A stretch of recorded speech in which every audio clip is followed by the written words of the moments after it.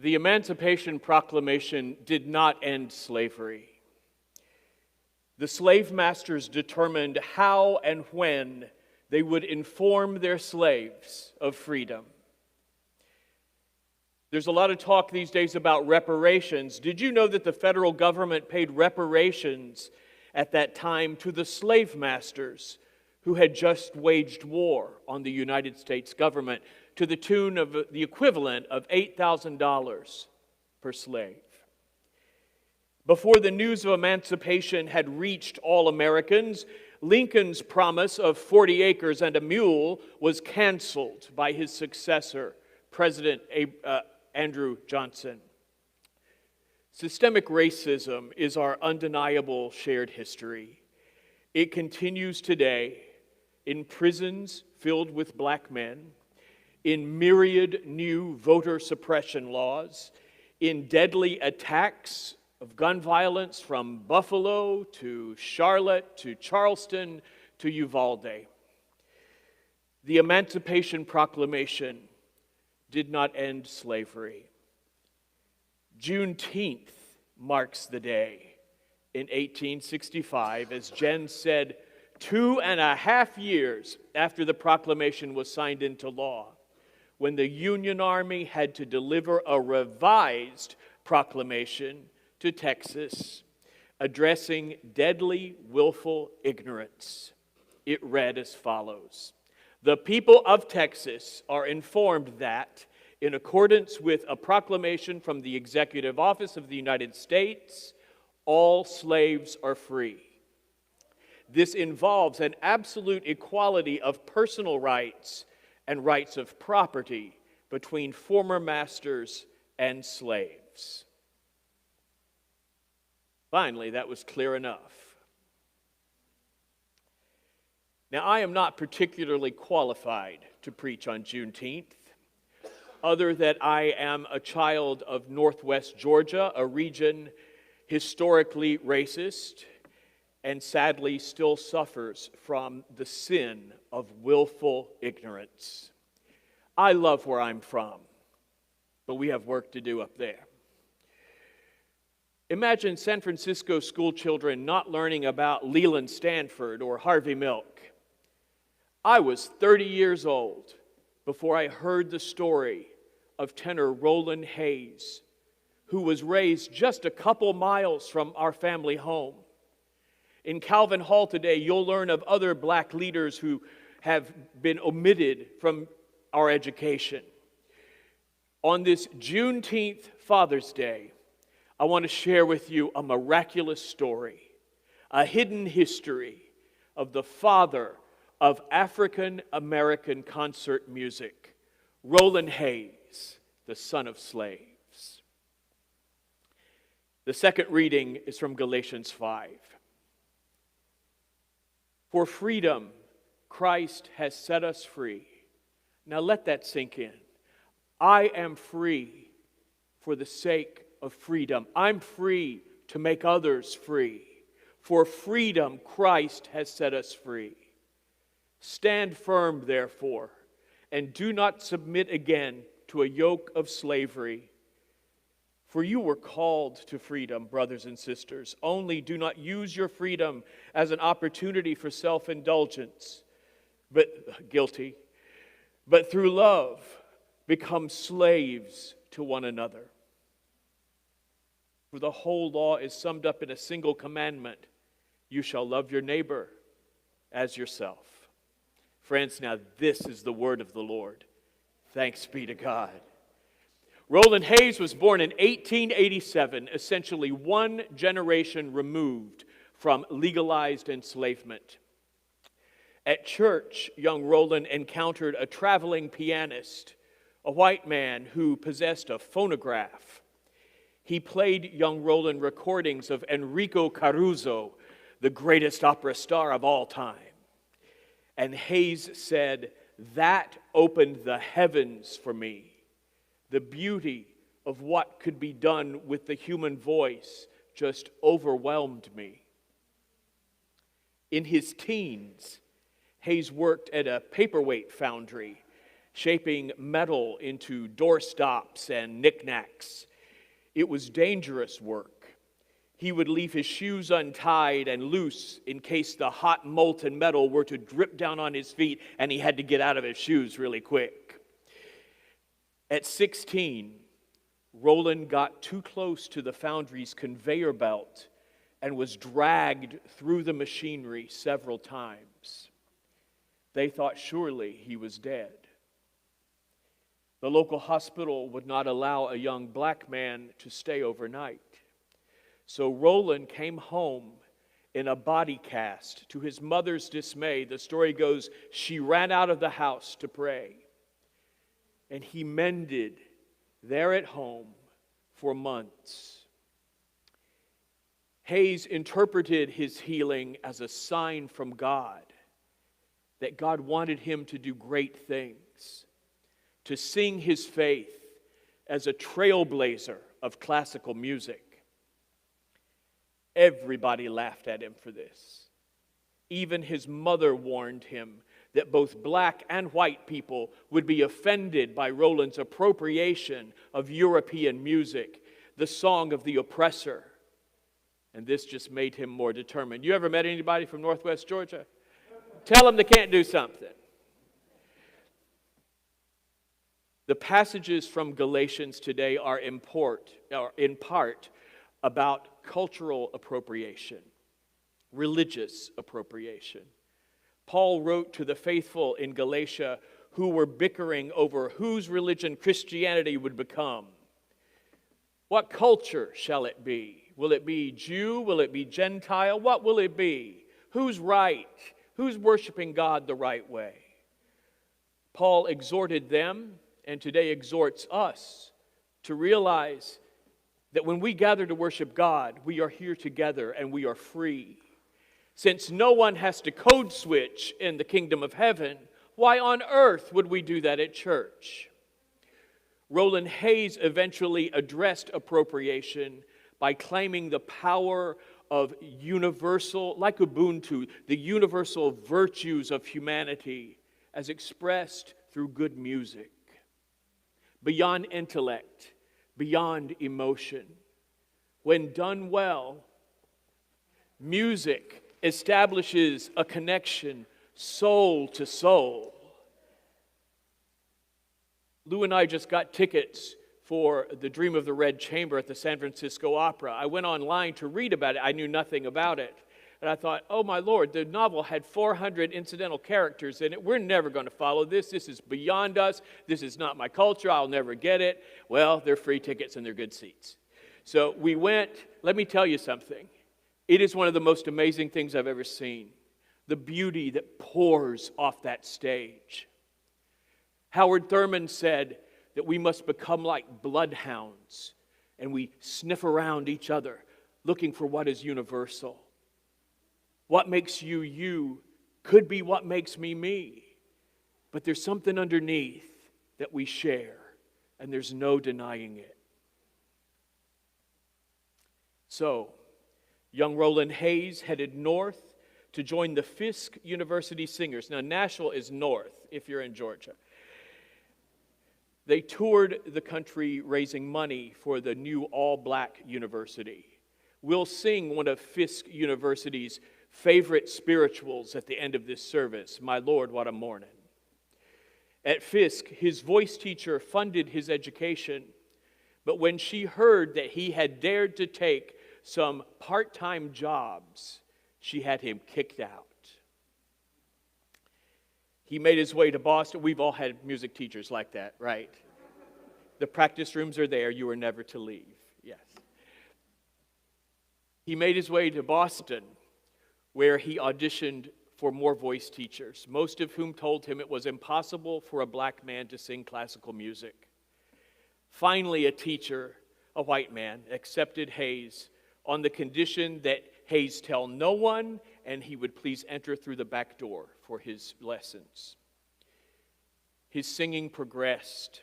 He was ready to go professional. But Boston venues refused to hire him. So, he set out to raise some money and promote himself. He called on the wife of the governor of Massachusetts and asked her for a contribution. She turned him down, saying he was a promising failure.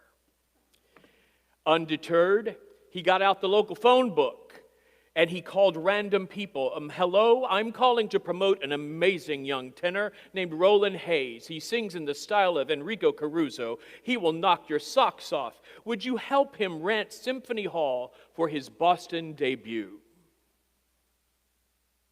After many weeks of being the original telemarketer, he had enough money to rent Symphony Hall and the Boston Symphony Orchestra.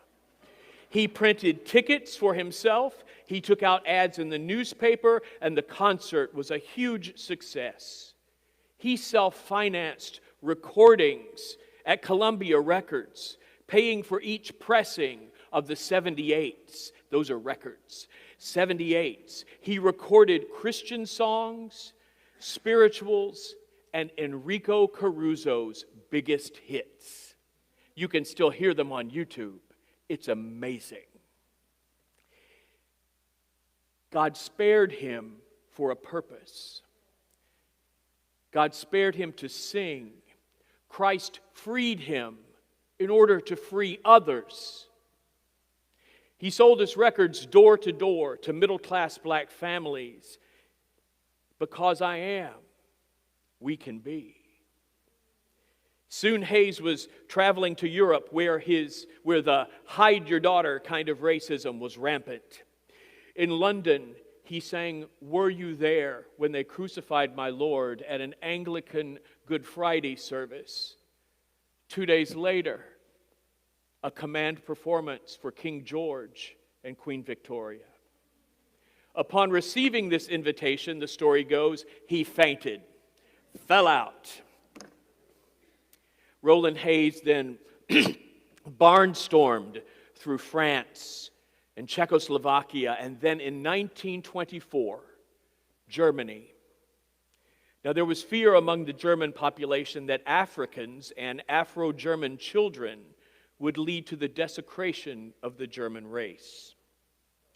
Faithful optimism, I believe, led Roland Hayes to advertise his Berlin concert with a 6-inch headshot of himself in the Berlin paper, also announcing that he would sing the music of Beethoven, Schubert, Brahms, Strauss, all the German masters.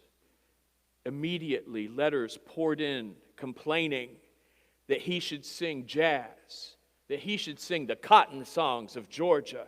I didn't know we had cotton songs in Georgia. The night of the packed Berlin concert, Hayes and his pianist walked onto the stage in total darkness. When the spotlight hit them, the audience, which included future Nazis, began to hiss and boo. For 10 minutes this went on. Hayes stood still with his eyes closed, drawing on a power deep within him, that freedom in Christ deep within him. God spared him to sing, and he was there to sing. He said that standing there, he repeated this prayer: God, blot out Roland Hayes so that people will see only Thee. As the booing crowd wore themselves out and the hissing subsided, Hayes gave a slight nod to the pianist, and the music began for Schubert's Du bist die Ruhe. He sang from his soul, and the Spirit took it from there. The song ended.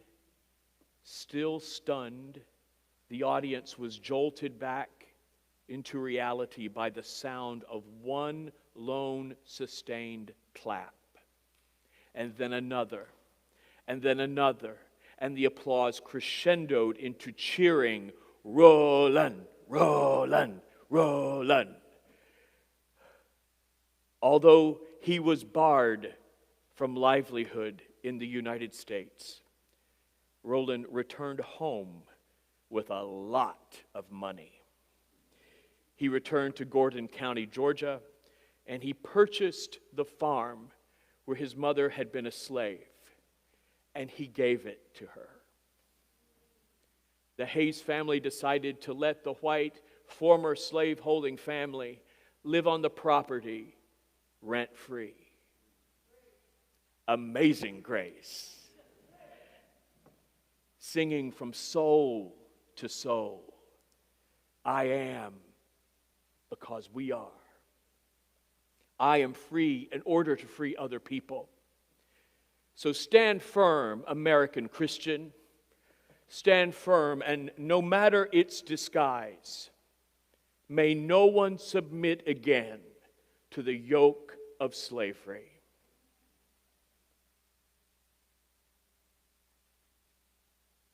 We're about to hear a song Roland Hayes wrote from his song cycle, The Life of Christ.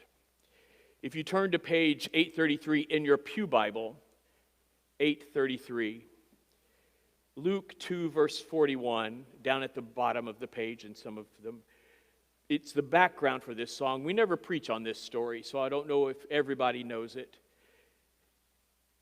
This song is composed in the spiritual style, and it's about a young brown man who had a mission to free all people from willful ignorance.